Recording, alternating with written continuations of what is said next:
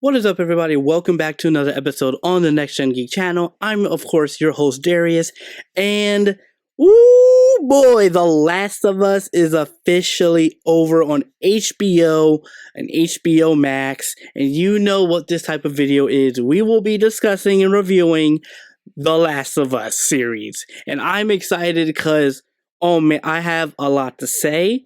And I can't wait to get into this video and share my thoughts with you guys. So without further ado, roll that intro.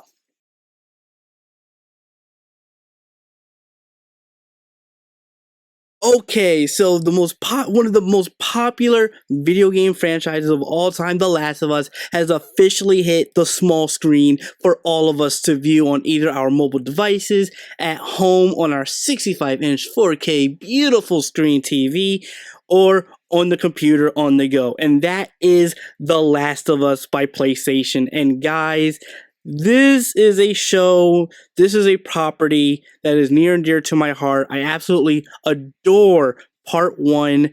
Part two I'm mixed on, but part one I absolutely adore. I think Sony and PlayStation have crafted one of the best narrative experiences on PlayStation you can play. I think the story of Joel and his character arc of basically just not having any hope anymore, and he is just this jaded, rugged character, especially in the game.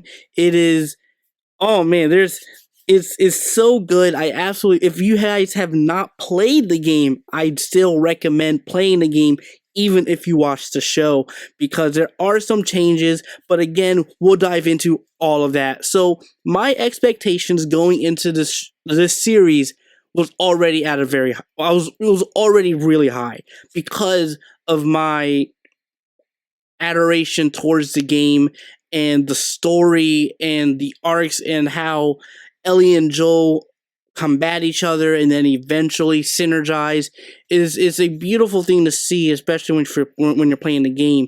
So going into the show, I was just like, how are they going to adapt this? I was worried mostly because this is after the Uncharted movie, and I really did not like Uncharted at all. I think that movie has a bunch of misses, mixture from casting and even some performances. But like it's Last of Us right now. So in general, going in, I had a little caution. I was a bit cautious, but not too much, mostly because I heard that Craig Mazin was part of the show, and he did a phenomenal job with Chernobyl. Not because he was a showrunner on that. Not only that, you had Neil Druckman, who was executive producer, so you already had someone who wrote the game and wrote the series. Say what you want about him when it comes to part two, but this is his baby, so it's understandable that he would want to be executive producer on the live action series. So going in, I was a bit skeptical. I was excited. And then I heard the announcement of Pedro Pascal as Joel, and I was like, that's an interesting choice. We'll see. Then Bella Ramsey was the one I was a bit off, and I wasn't sure. And this is all before the show came out. So I wanted to share my thought process and how I was feeling before then, and then we'll get into the show in general. And then when Bella Ramsey got casted, I was unsure too, because I was like, and part of me wanted the girl from Booksmart, Caitlin Dever, because I think she looked the part and she could have sounded the part too. So Bella Ramsey was definitely a choice I was not expecting, but boy was I wrong about Bella Ramsey as Ellie in The Last of Us, and we'll get into her. But I just want to say my overall thoughts of the show. I think this is one of the best video game adaptations to live action we have seen. That's not a high bar, unfortunately, but this show, I'm sorry, we all know how these game adaptations have fell through, and just from the Netflix Resident Evil series and Monster Hunter and just so much. It's Halo that has gotten to the point where, I would joke around with some of my friends, and sometimes we're all serious when we say some of the best adaptations so far have been Arcane, Cyberpunk Edge Runner, Detective Pikachu, and Sonic the Hedgehog. Like, the fact that we're saying all of that and Halo's not up there, that says a lot. people. That says a lot. But no, all kidding aside, this show was, I absolutely adored it. I think it is a phenomenal adaptation. They did change a few things. They just changed a few motives, especially when it comes to Joel. But again, Pedro Pascal nails Joel. Joel is this grifty guy. He is this, grit person. So you definitely get a sense of that in Joel throughout the series. Definitely in the beginning, that first episode was just an amazing first episode and a great setup of what's to come. And when we see Pedro Pascal's Joel, you see it again is literally from the game, guys.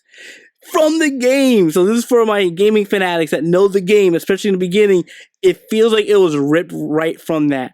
But one of the other things I love about The Last of Us, is, especially the series, is that it explored a bit of the Last of Us lore in that world as far as where the virus came from, and you see the different philosophical and ethics conversations that are in the series from the beginning, but of the middle, and even towards the end. And we'll get to that ending because that finale was just, again, ripped from the game. Like, this is a great adaptation despite some of the changes.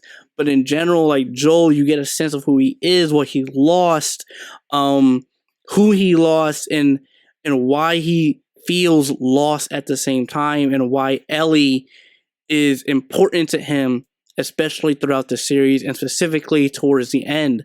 And so seeing Joel's arc from this character and this person that doesn't care, is about the job, surviving, to now, obviously a bit more loving and open, more vulnerable. It's a great progression to see throughout the series. And seeing other favorite characters, from Marlene being adapted, again, same actress, so it's an absolute spectacle. And you also get a sense of who Marlene was, even a bit, not necessarily before the virus, but she has a certain connection with Ellie, and you see that she helped Ellie get into the school, but you also see why Ellie is important to her. So it is, and you actually see almost another aspect of Marlene that we didn't really see in the game that I really enjoyed, and which is the fact that she knew Ellie's mom, and we know how Ellie is immune because of that. It's a spoiler at this point, because if you haven't seen it, you got to check it out. But like, something happens, I'm not even gonna spoil it. Something happens to Ellie's mom to the point where it shows that how Ellie actually got infected. And if you know Ellie's mom, you know that's Ashley Johnson, the voice of Ellie in the game. Another great nod, absolutely adore it. But you get to see just how all these characters are interacting, their motives, they're very clear, and then the subtlety in just their performances of what they want. And especially with Tess, I really enjoyed Tess in the beginning. I enjoyed how even she was similar to Joel, where it's just like, they've been through this, it's been years. So, but then that shred of a hope when they find Ellie, who is immune to this, and it's just like, this is possible. We have to take the chance. Like, we can finally be a bit freer. And I really enjoyed some of the narrative components of what they were doing with the show. And even with some of the character developments, especially with a character like Joel. And you see Ellie, who just doesn't know what the world was before the virus, and how she's new to some of this stuff.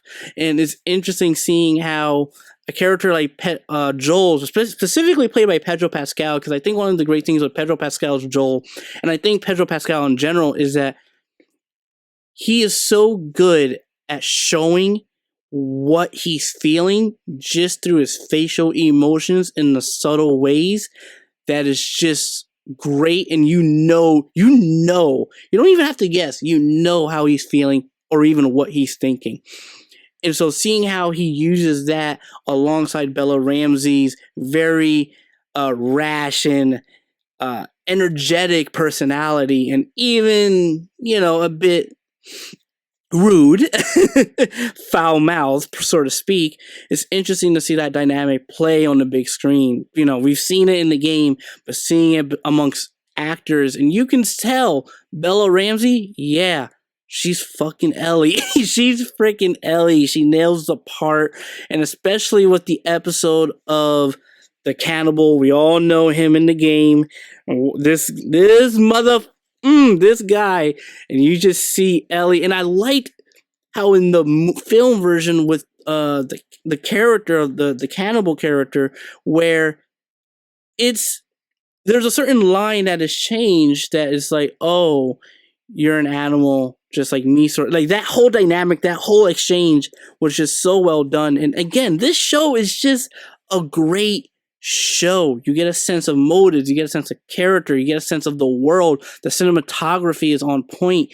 There's a lot of good, I have to say, than bad. I think some of the things, I want to get into some of the things I think it could improve upon coming season 2 and how they adapt part 2 the game. And that is, we get a sense of the infected, but we don't see a lot of them. This is a good and a bad. It is good because you're focusing more on the character dynamics, and we're getting to see them in this world, and they sprinkled enough of the infected to show it is a daunting area. These creatures are deadly. We see what they can do. We don't always have to see them every now and then throughout the show. Because The Last of Us, one of the great things about the game is that focus on that father-daughter relationship, or that surrogate daughter relationship. And so I really like that they focused on that a bit. And even some of the side stories like Henry and Sam. Oh, that was such a beautiful moment. I kind of teared up on that one. Again, they adapt. It was basically, if you took the cinematic parts of The Last of Us, that's essentially your show. However, like I said, with the negatives, it was the infected. I wish there was more of them. As well as, I think the series was a bit too short. And the reason why I say it was a bit too short, I think an extra 2 to 3 episodes, is because I think with a few more episodes, because they had a few episodes where it was a lot of flashbacks or different side stories, which I did enjoy. Don't get me wrong. The Bill episode and the relationship between Bill and his partner, I love that episode. It was a very wholesome episode, and you got a sense of who Bill was, similar to the game, but again, we don't get the dynamic of Bill and Ellie at all, unfortunately. But I did enjoy that episode and what it represented.